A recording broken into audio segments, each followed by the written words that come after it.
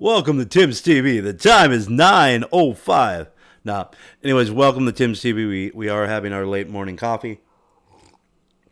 Let's talk about the news breakdown.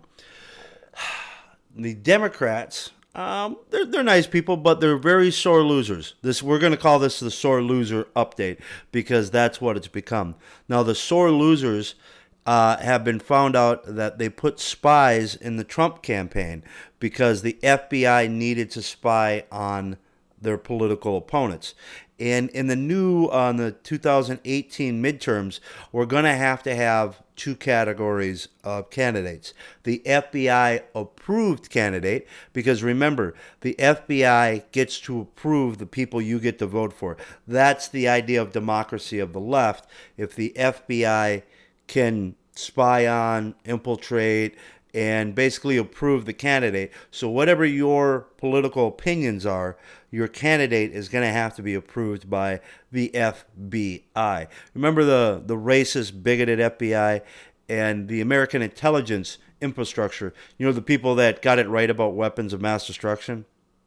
Oh, no, that weapons of mass destruction they got wrong. Just like they got it wrong for Hillary. Anyways, so here's the latest update.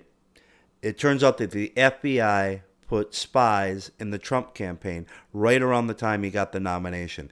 Also, the warrants they got based upon Hillary's op-ed or opponent research, because that's what it was. They call it the Steele dossier. It's really the Hillary Clinton dossier because she paid $17 million for a dossier.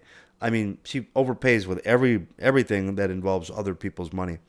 In addition, $600,000 of the $17 million went to the wife of the guy that was investigating her for her emails. So she bribed a person at the FBI by hiring his wife to do $600,000 plus worth of work on a dossier, and all she could come up with, maybe Russian hookers urinated in the bed that the Obamas once slept in.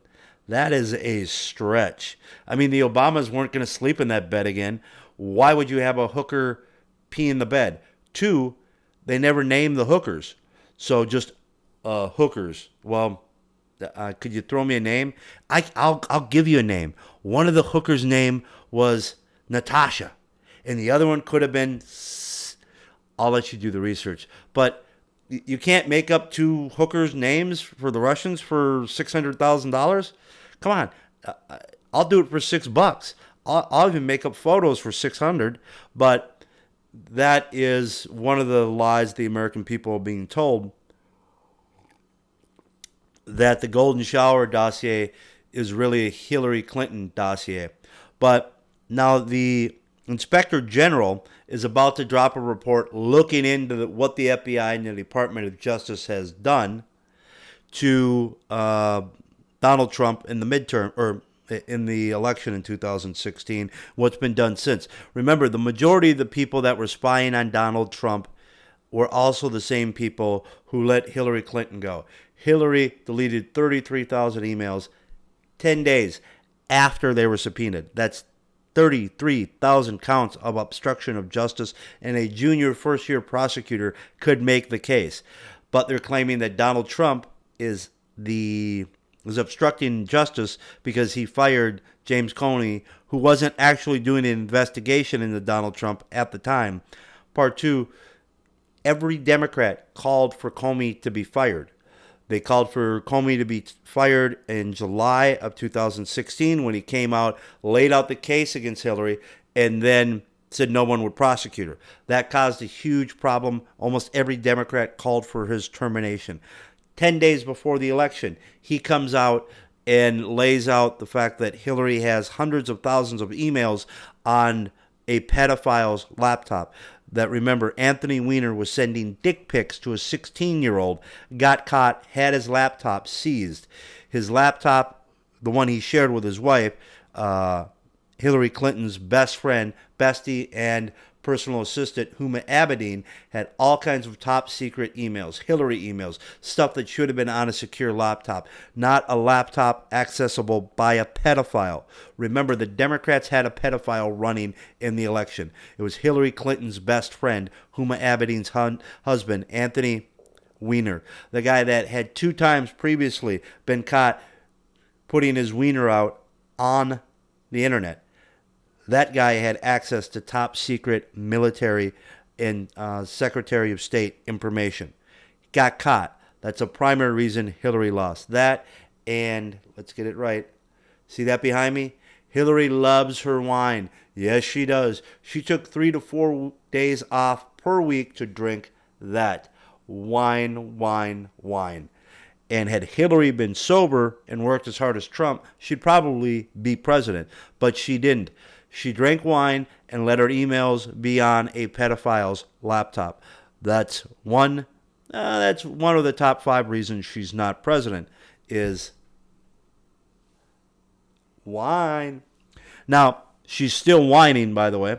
I don't know. I'm sure she's still drinking. But that's the morning review. The Inspector General's report's going to come out. It's probably going to show a lot of dirty activity on behalf of the Democrats and the FBI. The important thing to remember is, in a democracy, we do not let the police, i.e. the Department of Justice or the FBI, pick our candidates. But right now, that's what the Democrats want. The Democrats have given up on the idea of attorney-client privilege when it comes to their political enemies.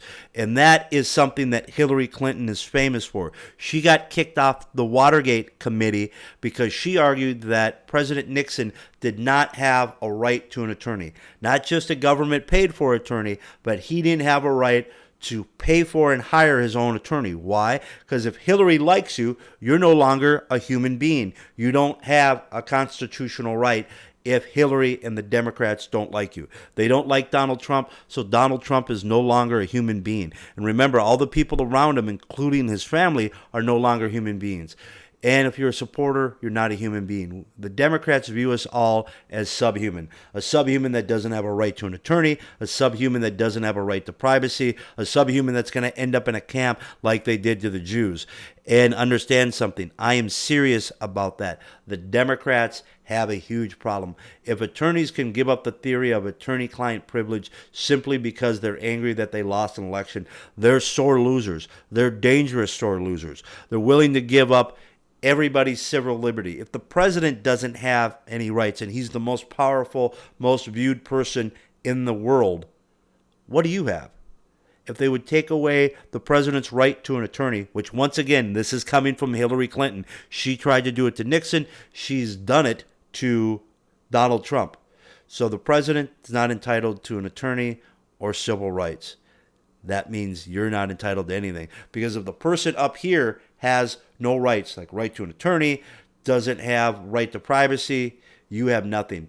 These people are dangerous, particularly these sore losers. Hillary on down. Let's talk about the superdelegates. Let's talk about people like Amy Klobuchar, a former prosecuting attorney for the racist county of Hennepin County, Minnesota. A county where Black Lives Matter march constantly. Why? Because there's a problem in Hennepin County, a problem that Amy Klobuchar was a part of. But when you see prosecuting attorneys stand by and allow the right to an attorney to be violated, that's scary. That means she has no morals. That means an attorney that doesn't respect the attorney's right to privacy or client attorney privilege means she's got no moral compass. She stands for nothing except Democratic power. And almost everybody in the House and Senate is an attorney. So for them to stand by and go, well, we don't like Donald Trump, therefore he doesn't have a right to attorney-client privilege, that means if they don't like you, you're no longer a U.S. citizen, you're no longer a human being, you no longer have civil rights. That is something the AG report is going to come out and kind of touch on, but I want to touch on it here, the fact that the Democrats no longer believe that their political opponents have any rights. They can be spied on, they don't have a right to an attorney, and Trump's attorney, his bank records are out in the public. I mean, they raided his office, which is in violation of attorney-client privilege. Now all the information is leaking out. Guess what? They didn't have a right to take it anyways. And if they have a case to make, then what you do is you make the case in court and present the evidence in court. You don't give the evidence to the media so that the media can make a case, slander the guy, and then you don't even have to make a case against him because, well, we've destroyed his character, we've destroyed his business, we've made our point, we've proven by not proving it in court, but we've proved it in the media that something happened with a porn star. No, you're supposed to have your day in court. And by raiding his office and then leaking the evidence to the media, you're denying him his day in court. He can't defend himself in court if you leak and smear him in the media. And this is all the evidence has come from the warrant they got to search his property. You can't get warrants to search your political opponents and then leak all the information to the media and say, well, that's justice.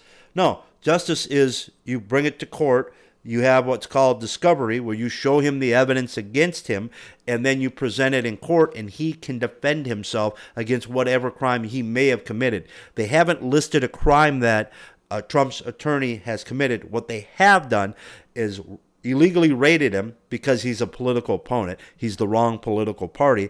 And now they've leaked the worst part of whatever they have to the press. So now he's been convicted in the media, can't get his day in court. He's not going to get equal time on CNN. He's not going to get equal time to rebut these issues on MSNBC or the New York Times. So they raided him. They took whatever evidence they liked against him. They've leaked it to the media. And now he's being destroyed in the press, and he's probably never going to get his day in court. That's not justice. That's something they do in Russia. That's something they do in a third world country. So remember, the Democrats are as dangerous as a third world dictator.